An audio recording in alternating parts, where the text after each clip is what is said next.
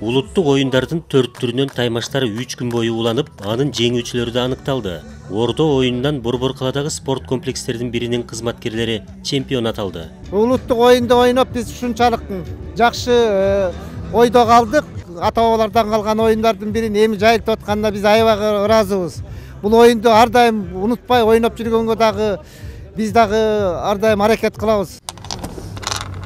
Улуттук оюндар интеллектуалдык таймаштарга да бай. 9 коргол боюнча мелдешке кыздар арасында 52, ал эми балдар арасында да 50дөн ашык катышуучу катталган. 3 күн ичинде алардын арасынан мыкты оюнчулар суурулуп чыкты. Сезимдер жакшы толкундандым. 9 коргол бул интеллектуалдык оюндардын бири, ал логиканы жакшы өстүрөт. Ага математика жана такилимдер болуш керек. Жакшы өчүрүлөт. Спорт сүйүүчүлөр арасында уюштурулган мелдештин баардык түрлөрүнөн катышуучулар көп болду. Көргөнү келгендер да кайдыгер калган жок. Биз Грекиядан келдик. Жаратылышы Кооз деп атайын саякат үчүн Кыргызстанды тандаганбыз.